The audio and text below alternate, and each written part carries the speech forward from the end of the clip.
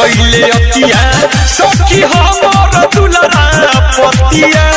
बरते रह दिया घर में जाके झट से भूतैनी उ प्यार से देहसु घरइले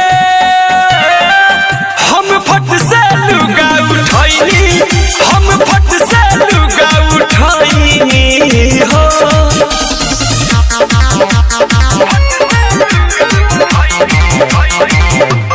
रवि डिजिटल रिकॉर्डिंग स्टूडियो गाना ढोड़ी पर चिन्हा पराइल रे हमरा से नाही आइल रे एक एक पुल पुल बिछावा नहर गुल गुल चीज धराइल रे ढोड़ी पर चिन्हा पराइल रे हमरा से नाही आइल रे एक एक पुल पुल बिछावा नहर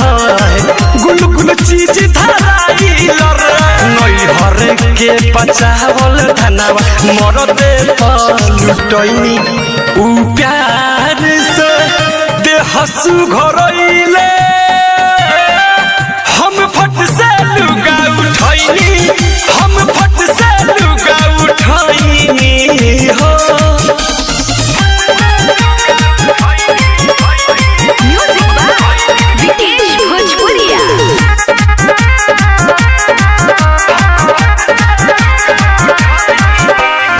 कोई नीचे गलती तो हम ही भोगनी लगले देखावे रात में भाग जवानी राजा के माचा से आइल बहुत